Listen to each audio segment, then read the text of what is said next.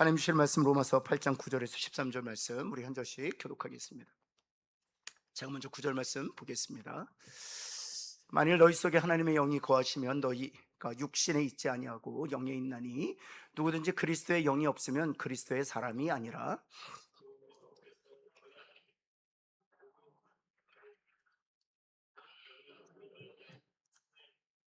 예수를 죽은 자 가운데 살리신 이의 영이 너희 안에 거하시면 그리스도 예수를 죽은 자 가운데 살리신 이가 너희 안에 거하시는 그의 영으로 말미암아 너희 죽을 몸도 살리시리라.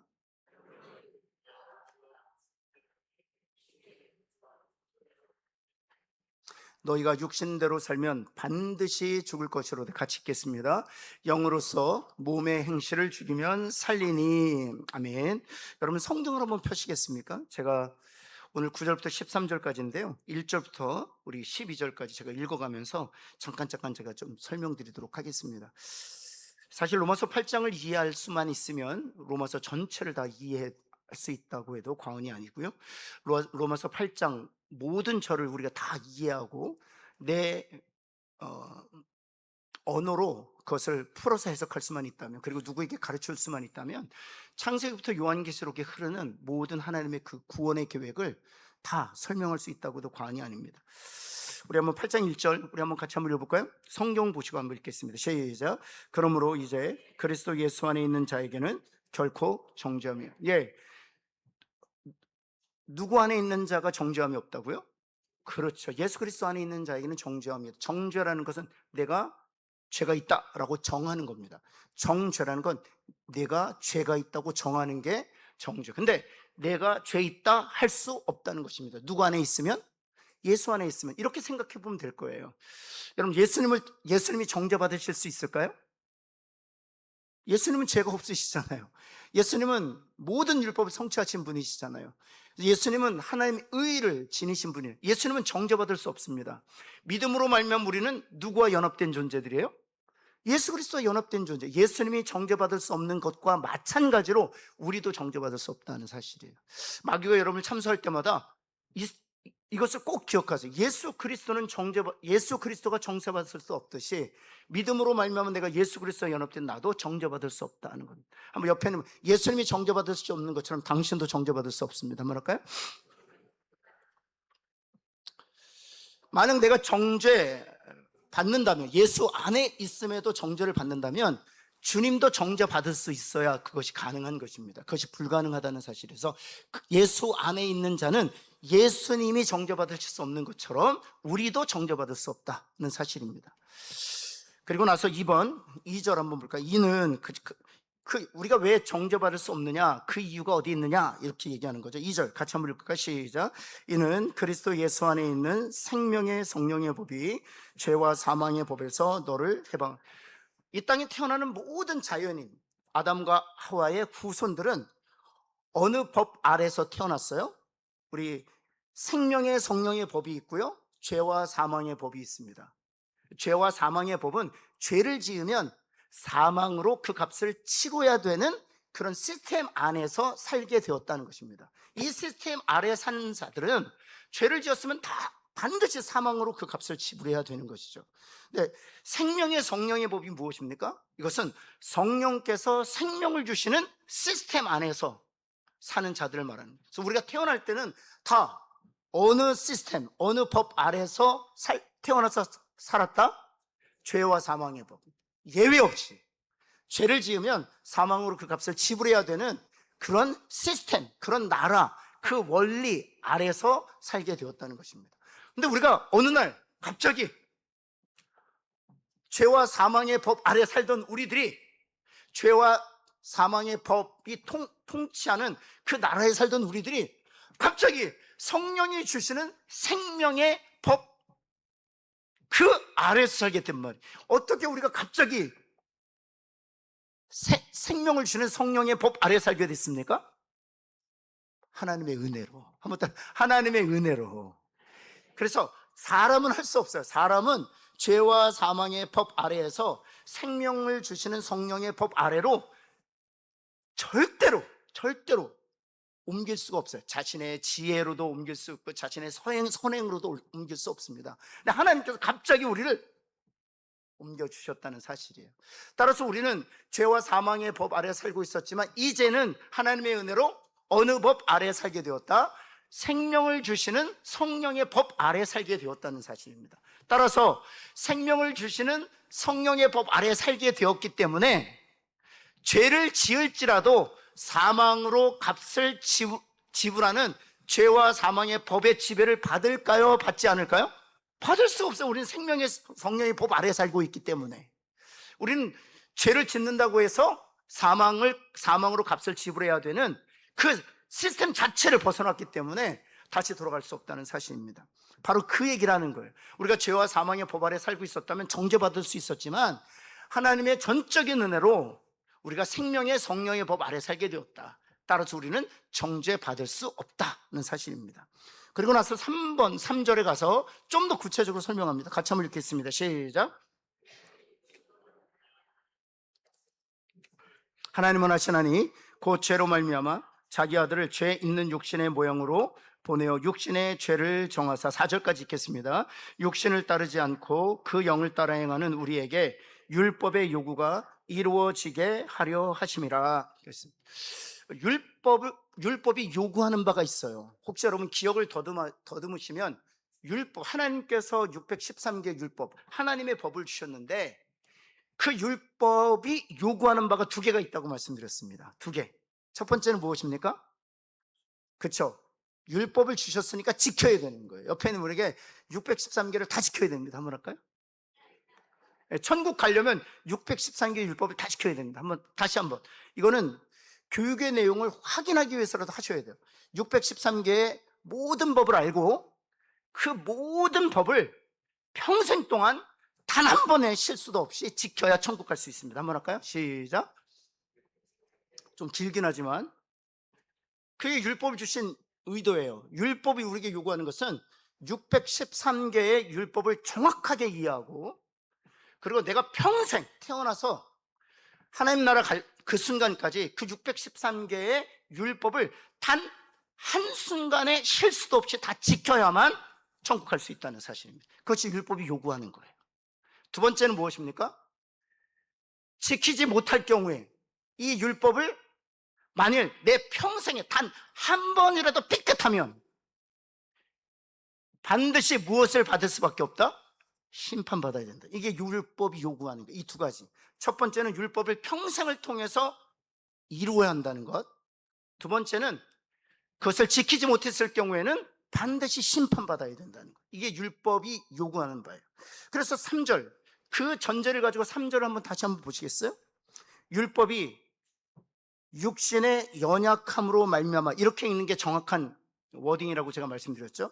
율법이 육신의 연약함으로 말미암아 할 수 없는 그것을 우리 육신이 연약해서 할 수 없게 되었다. 율법이 요구하는 바 2개를 다 할 수 없게 되었다는 것입니다. 우리가 613개의 율법을 다 지킬 수 없잖아요. 오늘 제가 여러분에게 묻겠습니다. 613개는 제외하더라도 늘 말씀드린 10계명을 한번 생각해 보시겠어요? 그리고 손 들면 좀 교만하다고 옆에 있는 분이 생각할 수 있으니까, 목사님 제가 새벽에 일어나서 지금까지, 잠들기 전까지는 제가 무리하게 요구하진 않겠습니다. 지금까지 제가 10계명을 지킨 것 같습니다. 마음속으로나 외면적으로나 저는 10계명을 지켰습니다. 하시는 분 한번 발가락 움직여 보시겠습니다. 여러분, 제가 왜 이 말씀을 드리냐 하면 우리가 연약하기 때문에 하나님께 주신 율법을 지킬 수 없다는 사실이에요. 또 하나, 육신이 연약해서 우리가 심판받아 그 값을 지불하는 것도 불가능하다는 사실입니다. 우리 중에 율법을 지키지 않음으로 인해서 심판받아 그 율법이 요구하는 바대로 그 값을 다 지불한 후에 의롭게 될 수 있는 사람이 있냐는 거예요. 없다는 것입니다. 우리는 심판받으면 영원한 지옥불에 던져질 수밖에 없기 때문에. 따라서 우리 육신으로서는 율법이 요구하는 2가지를 충족시킬 수 없다는 사실입니다.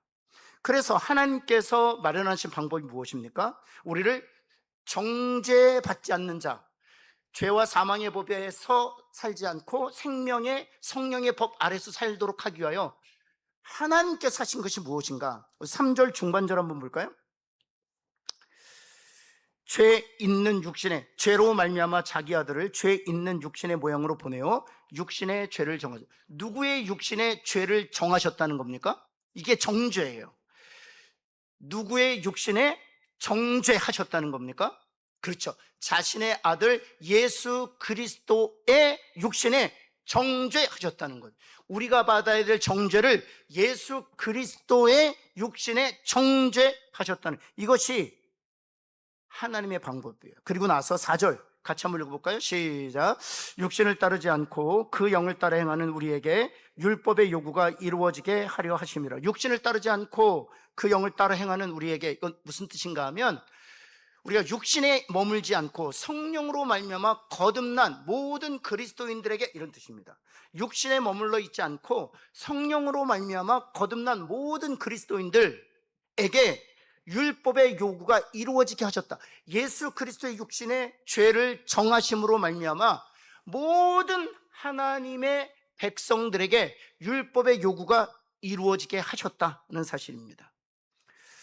그리고 나서 5절부터 우리 8절까지는 불신자와 신자를 구분해 주는 말씀이죠. 그럼 신자는 누구고 불신자는 누구냐 하는 거예요. 5절 한번 볼까요? 같이 한번 읽겠습니다. 시작. 육신을 따르는 자는 육신을 따르는 자는 신자일까요? 불신자일까요? 불신자를 얘기합니다. 불신자는 무슨 일만 생각해요? 육신의 일만 생각해요. 영을 따르는 자, 신자는, 그렇죠? 어떤 일을 생각해요? 성령의 일을 생각해요. 6절, 육신의 생각, 누구를 얘기하는 겁니까? 불신자는, 불신자의 생각은 뭐예요? 결과가 사망이고, 성령의 생각을 하는 자들은 그 끝이 뭐예요? 생명과 평안이라는 거죠. 7절 같이 한번 읽을까요? 시작. 육신의 생각은 하나님의 원수가 되나니 이는 하나님의 법에 굴복하지 아니할 뿐 아니라 할 수도 없음. 그렇죠? 불신자들은 누구와 원수가 돼요? 하나님과 원수가 돼요. 그런데 굴복하지 않을 뿐만 아니라 의도적으로 굴복하지 않습니다. 불신자들은 의도를 가지고 굴복하지 않습니다. 근데 더 나아가서 할 수도 없다는 사실입니다. 왜 할 수도 없을까요? 왜 불신자들은 하나님의 법에 순종하는 것 자체가 불가능할까요? 보이지 않기 때문에, 들리지 않기 때문에, 알 수 없기 때문에, 그러기 때문에 그들은 하나님의 법에 굴복할 수도 없는 것이죠. 그래서 8절, 결론적으로 불신자들은 어떤 상태에 있다. 같이 한번 읽을까요? 시작. 육신에 있는 자들은 하나님을 기쁘시게 할 수 없다는 사실입니다. 이것은 신자와 불신자를 나누는 것이기도 하지만 동시에 우리 신자들에게 주시는 말씀이기도 해요. 그러면 신자들은 육신의 생각이 아예 없냐? 아니죠. 여전히 육신의 생각이 있죠. 육신의 소욕대로 살 때가 있죠. 신자들이지만 육신의 생각을 할 때는 그 결과가 여전히 영원한 사망은 아니지만 하나님께서 주시는 그 징계로 말미암아 고통 가운데 머물게, 그 다윗이 잘 보여주고 있는 것이죠. 그래서 7절, 우리 신자들도 육신의 생각을 하지만 그것은 하나님과 원수가 된다는 사실입니다. 그래서 8절, 여전히 그리스도인이지만 육신에 속한 자들은 하나님을 기쁘시게 할 수 없다는 사실입니다. 그래서 고린도 교회에 보내는 편지를 보면 이런 표현이 있어요. 카널 크리스찬이라는 표현이 있어요. 이게 어떤 뭐냐면 육신에 속한 그리스도인이라는 표현이에요. 한번 따라해 볼까요? 육신에 속한 그리스도인. 이게 무슨 뜻일까요? 그리스도인인데 성령의 소욕을 따라 살지 아니하고 어떤 소욕을 따라 사는 이들을 가르치는 것일까요? 육신의 소욕을 따라 사는 이들이에요. 여러분 스스로를 그래서 점검하셔야 돼요. 나는 성령의 소욕대로 사는가, 육신의 소욕대로 사는가? 분명히 오늘 말씀을 통해서 육신의 생각은 하나님과 원수가 되고 육신에 있는 자들은 하나님을 기쁘시게 할 수 없다고 해요. 우리가 그리스도 안에서 하나님의 자녀가 되었지만 여전히 육신의 생각에 사로잡혀 있기 때문에 하나님을 기뻐하시게도 할 수 없뿐만 아니라 순간순간 하나님과 원수로 지낼 수 있다는 사실입니다. 다시 말해서 5절부터 8절은 신자와 불신자를 구분해 주는 말씀이기도 하지만 좀 더 한 걸음 더 나가서 살펴보면 우리 그리스도 안에서도 여전히 일어나고 있는 문제를 지적하고 있다는 것을 말씀드릴 수 있습니다. 그리고 나서 오늘 9절부터 13절까지 보도록 하겠습니다. 네, 그러면 그리스도인들은 어떤 사람인가를 9절에서 보여주고 있는데요. 한번 볼까요? 1번 한번 보시겠습니다. 스크린 보고 한번 읽겠습니다. 그리스도인은, 시작. 그리스도인은, 그렇죠, 그리스도인은 육신에 있지 않는 사람이다는 거죠. 여러분 한번 그 9절 말씀 한번 같이 한번 읽겠습니까? 9절 같이 한번, 8장 9절 같이 한번 스크린만 보시도록 하겠습니다. 시작. 만일 너희 속에 하나님의 영이 거하시면 너희가 육신에 있지 않고. 제가 한번 묻겠습니다. 그래서 제가 이 구절을 강해할 필요가 있어요. 왜냐하면 이 구절만 보면 만일 너희 속에 하나님의 영이 거하시면 너희가 어디에 있지 아니하다고 성경은 증거하고 있습니까? 그럼 제가 묻겠습니다. 여러분 정말 육신에 있지 않습니까? 완전히 육신의 생각으로부터 자유롭게 되셨습니까? 24시간 사는 동안 단 한 번도 육신의 생각을 하지 않습니까? 그래서 묻는 거예요. 이 본문이 무엇을 의미하는지 알아야 이 본문을 정확하게 이해할 수 있다는 거예요. 너희 속에, 만약 이걸 뒤집어 보면, 만약 내가 육신의 생각 속에 있다면 내 안에 무엇이 없다는 거예요? 하나님의 영이 없다고 말하는 거기 때문에. 그러니까 하나님의 영이 있으면 우리가 육신에 있지 않는다는 거예요. 그런데 말씀드린 것처럼, 목사님 제가 육신의 생각이 내 안에 있거든요. 그리고 육신 안에 있는 것처럼 여겨져요. 그러면 그것은 뭐를 반증하는 거예요? 하나님의 영이 없다고 얘기하는 거니까. 그래서 이 구절을 정확하게 이해하실 수 있어야 돼요. 너희 속에 하나님의 영이 거하시면 너희가 육신에 있지 않는다라는 것이 어떤 의미인가? 여기 1번 프린트물 한번 보시겠습니까? 육신에 있다는 것은 신분을 말해요. 육신에 있다는 것은 신분을 가리키는 거예요. 누구를 가리키느냐? 아직 성령으로 거듭나지 않은 사람, 하나님과 완전히 단절된 사람을 가리키는 거예요. 따라서 너희 안에 하나님의 영이 있다면 너희는 거듭난 사람이요 하나님과 연합된 사람이다 라고 말하고 있는 거예요. 육신에 있지 않다. 육신이라는 것은 바로 거듭나지 않은 사람, 하나님과의 교제가 단절된 사람을 가리키는 것이기 때문에, 즉 육신에 있다는 것은 누구를 가리킨다? 불신자를 가리킨다는 것입니다. 2번, 따라서 그리스도인은 육신에 있지 않는 사람이죠. 당연하죠. 그리스도인은 불신자가 아니기 때문에. 여러분, 그래서 요한복음 14장 17절 말씀 제가 읽어드릴게요. 저는 진리의 영이라 세상은 능히 저를 받지 못하나니 이는 저를 보지도 못하고 알지도 못함이라. 그렇죠. 세상은 성령을 알 수도 없고 받지도 못해요. 그러나 너희는 저를 안 하니, 성령님을 안 하니 성령님은 너희와 함께 거하시며 또 어디에 계시겠습니까? 우리 안에 계시기 때문에. 하나님께서 은혜로 성령을 주셨기 때문에, 하나님의 영을 우리에게 주셨기 때문에 우리는 그리스도인이 되었고 우리는 육신에 속한 자가 되지 않을 수 있었다는 것이죠. 불신자에서 신자가 되었다는 것을 의미하는 것이죠. 네, 그런 의미에서 8장 9절을 읽어야 된다는 것이죠. 그리고 나서 두 번째, 그리스도인은 어느 영역에서 살아가고 있는 사람이라고요? 영의 영역에서 살아가고 있는 사람이라는 것입니다. 그러니까 육신에 있지 않는 사람이에요. 또한 더 나아가서 그리스도는 영의 영역에서 살아가고 있는 사람이다. 8장 9절 우리 다시 한번 읽어볼까요? 시작. 만일 너희 속에 하나님의 영이 거하시면, 그쵸, 육신에 있지 아니하고 어디에 있다? 영에 있나니. 옆에 있는 분에게 당신은 영의 영역에 살아가고 있습니다. 뭐랄까요? 그러니까 육신의 영역에 살고 있었던 우리들이었지만 거듭나서 영의 영역에 살게 되었다, 그런 뜻이죠. 1번, 영에 있다는 것은 영의 영역에서 살아가고 있다는 것을 의미하고요. 두 번째, 그것이 무엇을 의미하는가? 구체적으로 같이 한번 읽겠습니다. 시작. 성령이 우리 안에 거하시고 우리를 주관하고 인도하고 있다는 것을 의미합니다. 그래서 영의 영역이 있다는 것은 성령이 내 안에 내주하시고 성령께서 나를 인도하시는 그 영역 가운데 내가 거하게 되었다는 사실을 의미하는 것이죠. 여러분, 불신자들 안에서 성령이 역사할까요? 성령이 역사할 수 없습니다. 불신자 가정에 성령이 역사할 수 있을까요? 역사할 수 없습니다. 이방 우상들이 예배하는 그곳에 성령이 계실 수 있을까요? 불가능합니다. 우리 공동체 안에 성령이 계시고 성령이 우리를 인도하시고 성령이 우리를 회복시키는 일들을 하고 계시다. 영의 영역에서 성령이 일하시는 그 영역에서 우리가 살아가고 있다는 것이죠. 3번 한번 볼까요? 우리 육체 안에 여전히 죄가 있어 우리가 원하지 않는 악을 때때로 행하지만 우리 속으로는 무엇을 따라 살기를 간절히 원해요?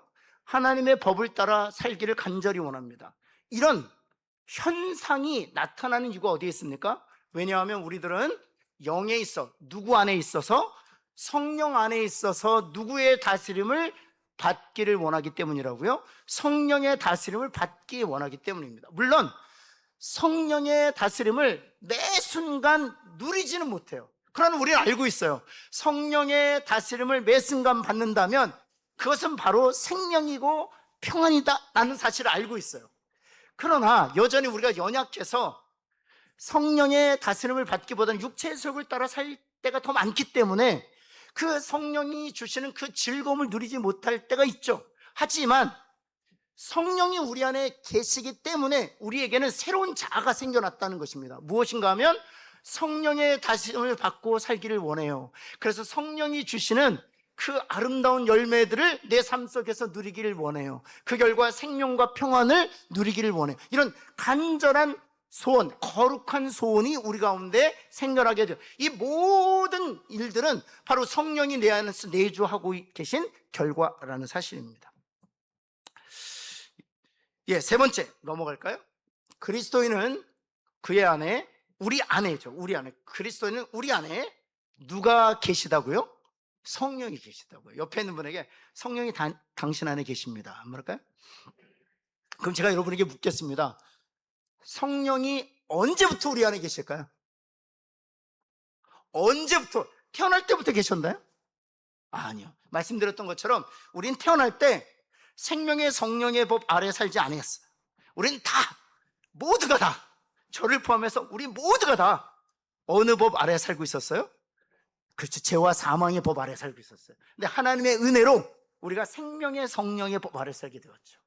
그런데 실질적으로 우리를 죄와 사망의 법 아래서 죄와 생명과 성령의 법으로 옮기신 분이 계세요. 실제적으로.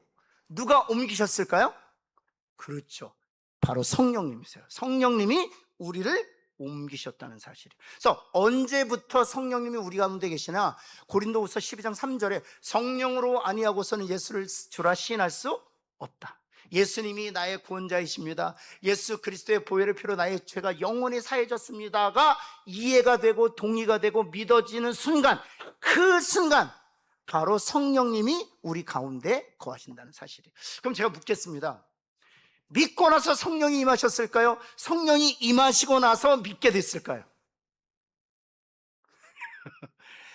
믿고 나서 성령이 임하셨을까요? 성령이 임하시고 나서 믿게 됐을까요? 이거는 시간적 순서가 아니라 논리적 순서입니다. 무엇이 먼저일까요? 동시적으로 일어난 거예요. 손바닥이 마주치는 것처럼 동시적으로 일어났지만 논리적 순서를 따지면 순서가 있어요. 무엇이 먼저일까요? 다시 이연사 다시 힘줘 말씀드리지만 믿는 게 먼저일 수가 없어요. 왜냐하면 우리는 영적으로 소경이었기 때문에 알 수가 없어요. 영이 죽었기 때문에 믿을 수도 없어요. 따라서 우리 눈이 열리고 우리의 영이 살아나야만 비로소 믿어지는 거예요. 이해가 되고 동의가 되고 믿어지고 확신에 이르게 되는 거예요. 그럼 다시 묻겠습니다. 이연사 믿음이 먼저일까요? 성령님이 내 안에 내주하시는 것이 먼저일까요? 그렇죠. 너무 당연해요. 성령님이 내 안에 내주하심으로 죽었던 영이 살아나고 내 눈이 열리고 귀가 열려서 예수님이 보이기 시작하는 거예요. 말씀이 들리기 시작하는 거예요. 믿어지고 확신 가운데 이르게 되는 것이죠. 그렇다면 내 안에 믿음이 있다면 바로 그 전에 그 믿음을 주신 누가 내 안에 내주하셨다는 강력한 증거일 수 있는 거예요? 성령님이 내 안에 있는 거예요. 어떤 분들이 이런 얘기 하세요. 목사님, 성령이 내 안에 내주하신다는 증거는 찬송을 부르면서 감동이 있어. 맞아요. 기도하면서 눈물이 나요. 맞아요. 말씀을 들으면서 막 짜릿해요. 맞아요. 이거 성령께서 하시는 일이에요. 그런데 그것은 핵심이거나 본질이 아니에요. 왜냐하면 제가 묻겠습니다. 찬불가를 부르는 사람한테 감동이 있을까요? 없을까요? 저는 안 불러봐서 모르겠지만 분명히 있을 거예요. 왜냐하면 여러분들 중에는 흘러간 옛 노래를 불러도 눈물을 흘리는 사람도 있으니까. 그러면 흘러간 옛 노래를 부르면서 눈물을 짓고 마음의 위로를 받는 것이 성령의 역사입니까? 아니에요. 그래서 그것을 구분해야 된다는 거예요. 여전히 찬불가를 부르면서 마음의 감동을 느끼는 사람들이 있어요. 그것은 성령의 역사라고 볼 수 없다는 것이죠. 물론 제가 다시 말씀드리면 우리가 찬송을 부를 때 감동이 있고 찬양을 할 때 우리 가운데 기쁨이 있는 것, 기도할 때 눈물이, 다 성령이 역사하는 거예요. 그러나 성령의 가장 강력한 증거, 확실한 증거라고 말할 수 있는 것은 예수님이 나의 주님이십니다. 예수님이 나의 죄를 위하여 십자가에 죽으셨습니다. 그 십자가에 흘려진 보혈로 나의 죄가 영원히 사해졌다는 성경의 약속을 내가 믿게 되었습니다. 아멘. 이게 성령이 내 안에 계시는 가장 강력한 증거예요. 여러분, 그러기에 우리가 믿음이 있다면 내 안에 성령이 계시는 줄 믿습니다. 두 번째 질문은 무엇인가 하면 언제부터 성령이 내 안에 거하시게 되었느냐? 예수를 나의 주로 고백한 바로 전. 그런데 그러면 내 안에 계시기 시작한 성령님은 내가 죄를 지면 떠나가실까요? 내가 죄를 지면 떠나갈까요? 떠나가지 않았어요. 절대로 떠나가지 않아요. 절대로. 한번 따라, 절대로. 이건 절대로라고 얘기하셔도 돼요. 결코 떠나가지 않았어요. 이건 한번 성경을 한번 찾아보시면 좋겠는데요. 여러분, 요한복음, 주님께서 약속하셨기 때문이에요. 제가 여러분에게 그렇게 약속하고 있는 게 아니고요. 14장, 요한복음 14장.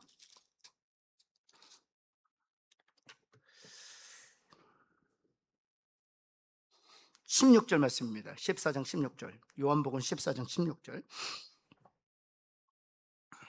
요한복음 14장 16절. 찾으셨으면 읽겠습니다. 성경 읽겠습니다. 시작.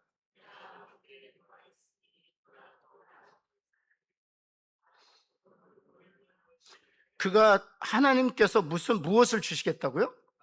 다른 보혜사를 주시겠다는 거예요. 17절에 보면 그는 진리의 영이라 세상은 그를 받지 못한, 조금 아까 읽었던, 그래서 또 다른 보혜사는 누구를 가리키는 거예요? 성령을 말하는 거죠. 성령을 너희에게 주사. 그 다음이 중요해요. 그 다음 같이 한번 읽겠습니다. 시작.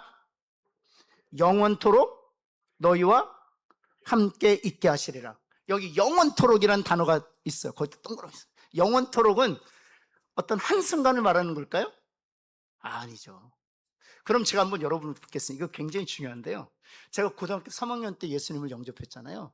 그럼 성령님이 언제부터 언제까지 저와 함께 하시는 겁니까?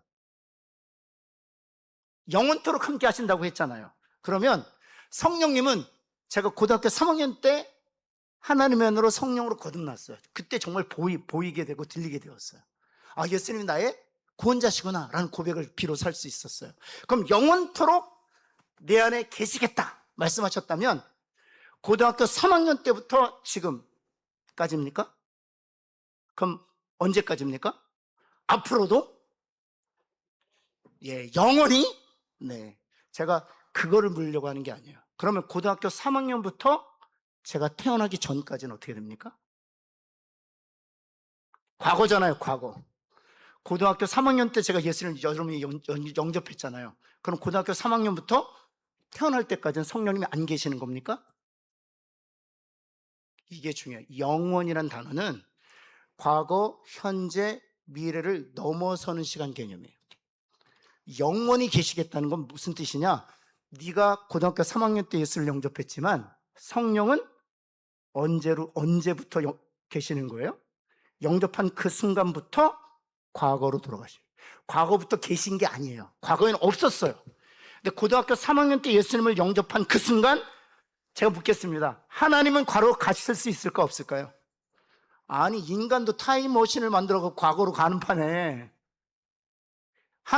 제가 다시 묻게요. 하나님이 과거로 가실 수 있어요, 없어요?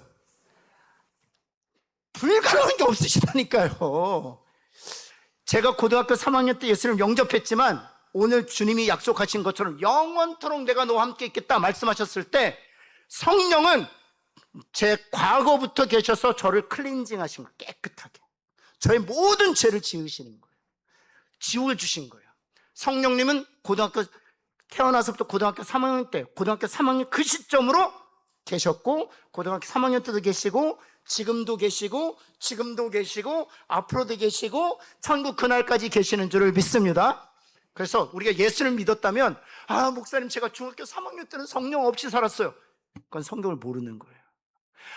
목사님, 제가 우리 교회 나오기 전에는 불교 신자였어. 그때는 성령이 없어서. 아니요! 영원토록 계셨기 때문에 내가 63세에 예수님을 영접했다면 불교 신자로 있었을 그때에도 성령이 임하셔서 깨끗게 하시고 거룩하게 하시고 하나님의 사람으로 인쳐주시는 줄을 믿습니다. 그래요. 그래서 옆에 있는 분에게 난 2살 때도 성령님이 계셨다 한번 할까요? 얼마든지. 왜냐하면 2살 때 제가 어떻게 성령을 인지할 수 있습니까? 2살 때 어떻게 내가 복음을 듣고 복음을 이해하고 동의하고 내 영을 의탁할 수 있습니까? 그러나 고등학교 3학년 때 저에게 임하셨던 성령님이 그 순간 2살 때에도 임하시는 거죠. 그것이 바로 영원토록이에요. 그래서 지금도 내가 태어나서 하나님 나라 가는 그 순간까지 성령으로 우리를 덮으시는 줄을 믿습니다. 그래서 죄 가운데 있다 할지라도 떠나지 않는다는 거예요. 결코 떠나지지 않는다. 우리 가운데 계신다는 사실입니다. 계속해서 8장 9절 한번 볼까요? 8장 9절. 그래서 이렇게 말씀하시는 거 같이 한번 읽겠습니다. 시작. 그리스도의 영이 없으면 뭐라고요? 그리스도의 사람이 아니라고. 여러분, 하나님이 우리를 심판하실 때 저를 한번 보시겠습니까? 우리가 천국 앞에 섰어요. 하나님이 우리를 심판하실 때 어느 순간에 대해서 심판하실까요? 내 일생 전체 중에 한 부분만 딱 떼서 심판하실까요? 아니면 내 인생 전체를 심판하실까요? 인생 전체를 심판하시죠. 당연하죠. 내 인생 전체를 100살을 살았다면 100살 전체를 심판하시는 거죠. 어느 한 분만 떼서 심판하시는 것이 아니죠. 그런데 이 말씀을 보면 그리스도의 영이 없으면 그 순간은 그리스도의 사람이 아니라는 거잖아요. 그렇죠? 그리스도의 영이, 내가 고등학교 3학년 때 그리스도의 영이 임해서 그때부터 지금까지는 안전한데, 만일 하나님의 영이 영원토록 우리 가운데 거하시지 않는다면 중학교 2학년 때는 그리스도인이 아니었던 거예요. 고등학교 1학년 때도 그리스도인이 아니었던 거예요. 유치원 때도 그리스도인이 아니었던 거예요. 하나님께서 우리 인생 전체를 심판하실 때 태어나서 고등학교 3학년 봄까지는 그리스도인이 아니었던 거예요. 그것 때문에 저는 지옥 갈 수 있다는 사실이에요. 그러나 다행인 것은 성령이 임하시면 영원토록 성령이 우리 가운데 계시기 때문에 제가 비록 고등학교 3학년 때 또는 누구는 63세에 예수님을 믿었지만 그때 우리 인생 전체에 그리스도의 영이 임하게 되었다는 사실이야. 그게 바로 14장 16절의 약속이에요. 그래서 제 인생이 500페이지짜리 자서전이라면 단 한 줄, 단 한 단어에도 성령이 계시지 않은 적이 없다. 그 사실이에요. 모든 페이지마다 성령이 계신다. 그 사실이에요. 아멘? 그러기에 우리는 그리스도인, 평생 그리스도인인 거예요. 그래서 심판받지 않는 거죠. 네, 1번 모든 그리스도 안에는 성령이 거하십니다. 그래서 고린도전서 6장 19절에 주님이 이렇게 말씀하신 거죠. 바울을 통해서 같이 한번 읽겠습니다. 시작. 너희 몸은 너희가 하나님께로부터 받은 바 너희 가운데 계신 성령의 전인 줄을 알지 못하느냐. 너희는, 그렇죠, 옆에는 당신은 당신의 것이 아니라 성령의 것입니다. 한번 할까요? 그렇죠. 우리 4번 같이 가요. 그리스도인은 예수님께 속해 있는 사람입니다. 8장 9절 같이 한번 읽을까요? 시작. 누구든지 그리스도의 영이 없으면 그리스도의 사람이, 그렇죠, 그리스도의 영이 없으면 그리스도의 사람이 아닌 거예요. 중학교 3학년 때 그리스도인이 아니었다라고 말할 수 없는 거예요. 지금은 고등학교 3학년 때 그리스도가 하나님의 성령이 임하셨기 때문에 영원토록 거하신다는 주님의 약속의 말씀, 내 인생 전체에 성령이 계시게 된 것이죠. 1번, 만일 성령이 없다면 그는 그리스도인일 수 없습니다. 2번, 그리스도의 영이 어떤 사람에게 있다면 그는 예수님께 속한 사람입니다. 17장 6절 한번 같이 한번 읽어볼까요? 시작. 그들은 아버지의 것이었는데 내게, 우리는 다 하나님의 소유였어요. 근데 하나님께서 우리를 누구에게 주셨다? 예수님께 주셨다는 사실입니다. 성령을 통해서. 여러분, 그래서 우리 교회 다음 세대, 제가 그런 표현을 즐겨하는데, 다음 세대까지 합해서 한 1000명 정도 출석한다고 합시다. 그래야 좀 이해하기 쉬우니까. 그러면 그리스도인은 몇 명일까요? 1000명 중에 그리스도인은 몇 명일까요? 우리의 정말 간절한 소원은 1000명이 출석한다면 1000명이 다 그리스도인이어야 돼야 되겠죠. 그리스도인이 여기 계신. 근데 여러분이 구역에서 또 전도회에서 또 각 사역국에서 사역할 때 여러분 정말 다 여러분과 교제하는 사람들이 그리스도인 맞습니까? 우리가 심각하게 좀 생각할 필요가 있어요. 우리가 그래서 소그룹으로 모이는 이유 중에 하나가, 이렇게 대중그룹은요 잘 몰라요. 그러니까 주님은 어떻게 사역하셨냐 하면, 산상수훈에서 수많은 무리를 가르치기도 하셨지만 12제자를 가르치기도 하셨어요. 근데 12제자 중에 3명만 데리고 특별히 다시 가르치셨어요. 베드로, 야고보, 요한 같은 경우에. 그래서 달리다굼 야이로 회당장 집에 안 깊숙한 내실까지 들어갔던 사람도 베드로, 요한, 야고보고요. 변화산에 올라갔던 사람도 베드로, 야고보, 요한입니다.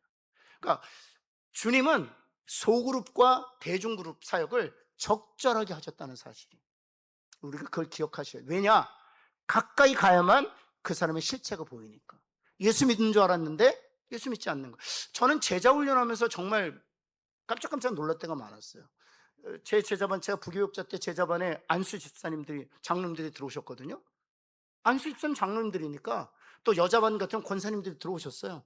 그리고 정말 기도 많이 하시는 그런 집사님들 들어오셨어요. 깜짝 놀랐어요. 예수 안 믿었어요. 저는 예수 믿는 줄 알아요. 그냥 종교인일 뿐이에요. 종교인이지 예수 믿는 사람이 아니에요. 제가 너무너무 많이 놀랐어요.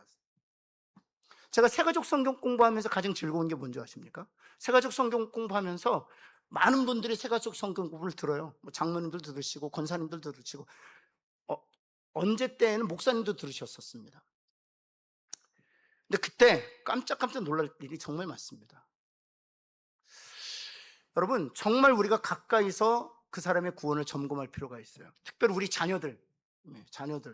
여러분 자녀들 예수 믿는다고 그냥 간주하지 마세요. 꼭 질문하셔야 돼요.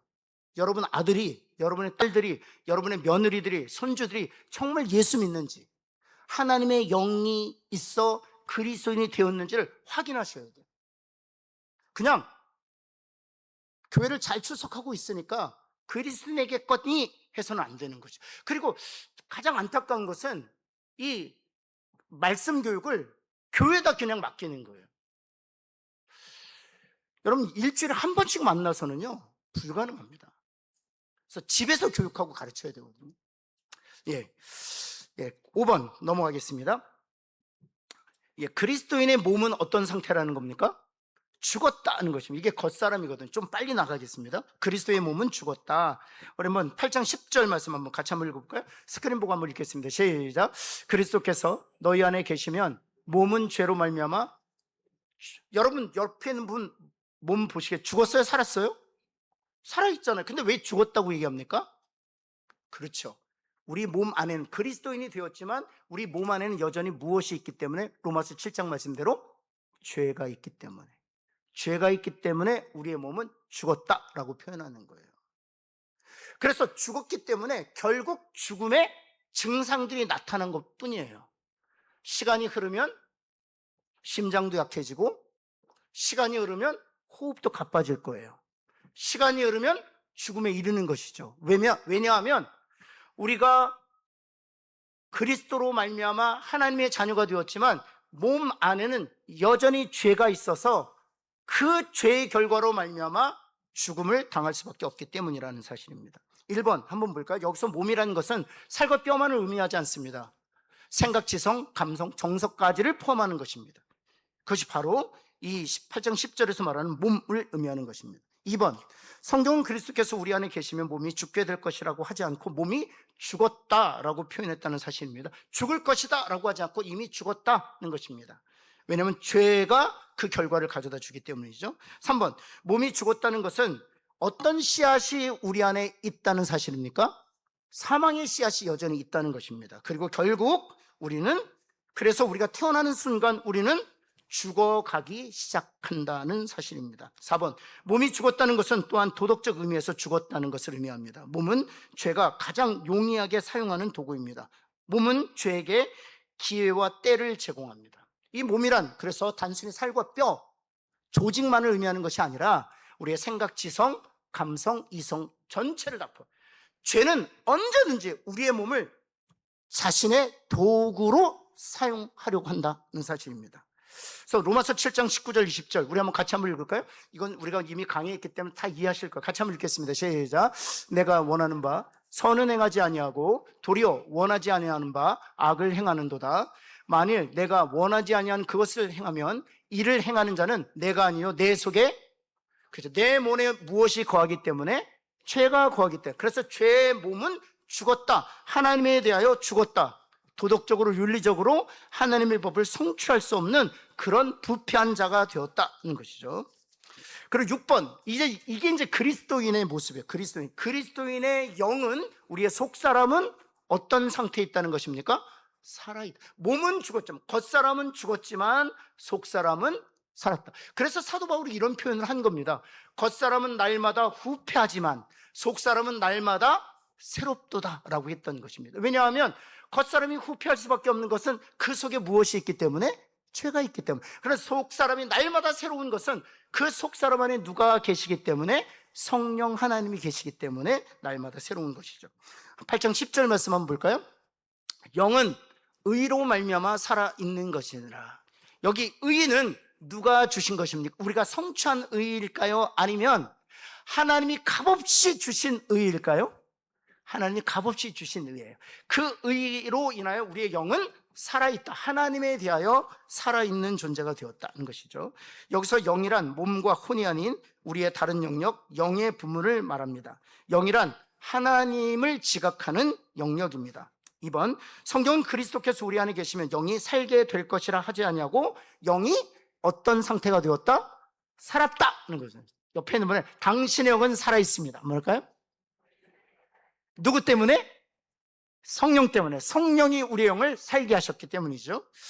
여러분 3번, 성령께서 그리스도의 영 안에 무엇을 부어주셨다? 생명을 부어주셨다. 영은 죽었지만, 죄로 말미암아 죽었지만 성령께서 그 죽은 영 안에 생명을 불어넣어 주심으로 말미암아 다시 태어났다, 거듭났다, 그런 것이죠. 그리스도에는 다시 태어났고 그는 새 생명을 받은 사람입니다. 4번, 그리스도에는 영생을 받을 사람이 아니라 그러기에 이미 영생을 받은 사람, 이미 성령께서 우리 영 안에 그 생명을, 하나님의 생명을 부어주셨기 때문인 것이죠. 그래서 요한복음 6장 54절 말씀, 예수님께서 말씀하셨죠. 같이 한번 스크린 보고 읽겠습니다. 시작. 내 살을 먹고 내 피를 마시는 자는, 그렇죠. 이게 현재형이에요? 과거형이에요? 영생을 가졌고, 이게 정확하게 보면 현재형이에요. 현재형. 계속해서 그 영생을 누리고, 영생은 주님이 재림하실 때 비로소 누리게 되는 또 다른 생명이 아니라 지금 누리고 있는 생명이에요. 그리고 그 생명이 주님의 재림 이후로도 이어지는 것이죠. 옆에 있는 분에게 당신은 지금 영생을 누리고 있습니다. 그럴까요? 네, 왜냐하면 죽음은 죽음이 아니라 잠시 쉬는 것이기 때문에, 이어지는 것이기 때문에 영생이죠. 여러분 5번, 의로 말미암아, 그렇죠, 영은 의로 말미암아 살아있다라고 얘기했는데, 의라는 사실에 기초하여서 여기서 의는 그리스도인에게 주어진 그리스도 안에 있는 무엇? 하나님의 의를 말하는 것이죠. 로마서 3장 22절 우리 한번 스크린 보고 한번 읽겠습니다. 시작.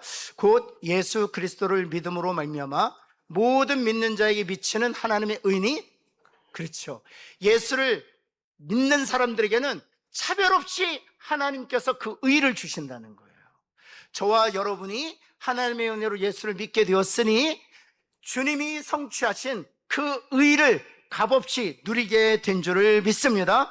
그 의로 말미암아 우리 속사람은 살아있는 자가 되었다는 것입니다. 7번 좀 더 빨리 진행하도록 하겠습니다. 그리스도인의 현재 위치, 겉사람과 속사람의 현재 위치. 1번 한번 볼게요. 이건 같이 한번 읽을까요? 시작. 내 영 속사람에 관한 한 나는 구원을 받았습니다. 그러나 내 몸 겉사람은 여전히 죄로 인하여 죽어 있습니다. 이것이 우리의 위치예요. 겉사람은 죄로 말미암아 죽어 있지만 속사람은 하나님께서 주신 의로 말미암아 살아있다. 이게 우리의 상황이에요. 우리의 신분이에요. 한번 따라해봐요. 겉사람은 죄로 말미암아 죽어 있지만, 그래서 그리스도인이 되었음에도 불구하고 여전히 죄를 짓고 있는 거예요. 그러나 속사람은 하나님께서 주신 의로 말미암아 살아 있습니다. 그래서 우리가 하나님의 법에 순종하기를 원하는 새로운 자아가 생겨나게 된 거예요.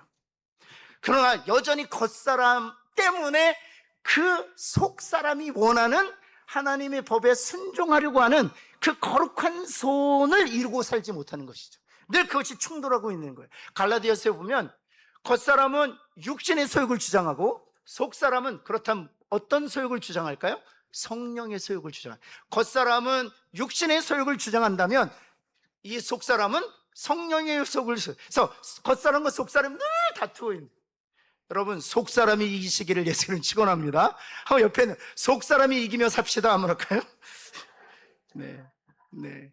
그래서 로마서 7장에 보면 내가 죄를 짓는 것이 아니라 내 속에 있는 죄다, 정확하게 말씀드려. 속사람은 죄를 짓고 싶지 않아. 근데 죄를 짓고 있는 것이 있다면 겉사람이야, 이렇게 얘기하는 거예요. 우리 옆에 있는 분에게 겉사람을 미워하지 말고 속사람을 사랑하자 한번 할까요?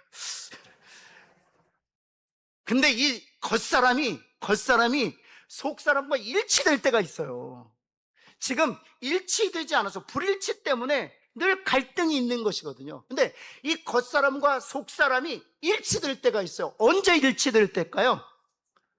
그렇죠. 주님이 재림하시면 이 겉사람을 벗고 주님이 입으셨던 그 영광스러운 몸을 입을 거거든요. 그 영광스러운 몸을 입을 때 그 몸과 우리의 속사람은 일치하게 될 줄을 믿습니다.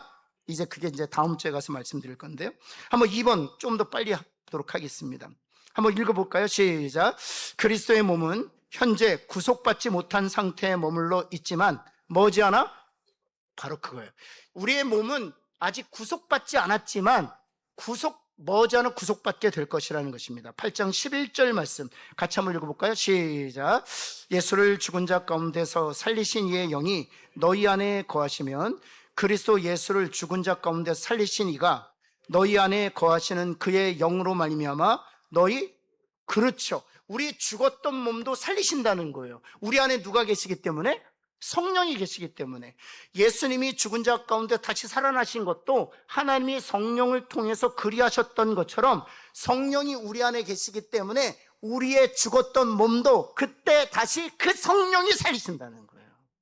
여러분, 예수를 죽은 자 가운데 살리셨던 그 성령이 우리 가운데 계심으로 우리도 이 죽을 몸이 다시 살아나게 될 줄을 믿습니다. 그래서 8장 23절에서 그뿐 아니라 우리의 곧 성령의 처음 익은 열매를 받은까지도 속으로 탄식하여, 성령의 처음 익은 열매는 나중에 다시 설명드리지만 우리의 속사람이 살아나게 된 것을 말하는 것이죠. 우리까지 속으로 탄식하여 양자들 곧, 그 다음 같이 한번 곧부터 한번 읽어볼까요? 시작. 우리 몸은 겉사람을 말하는 걸까요? 속사람을 말하는 걸까요? 우리 몸의 속량을 기다리는 자라, 이건 겉사람을 말하는 걸까요? 속사람을 말하는 걸까요? 여기다는 제가 답을 안 써놨으니까 아무리 보셔도 몰라요. 이 우리 몸의 속량, 지금까지 제 강의를 들으셨다면 답을 하실 수 있어야 돼요. 우리 몸의 속량, 우리 몸도 다시 구원받기를 원합니다. 그것을 탄식함으로 소망한다. 그런데 이 몸은 겉사람을 말하는 것일까요? 속사람을 말하는 것일까요? 겉사람이에요. 겉사람이 속사람처럼 일치될 때가 온다는 것이죠.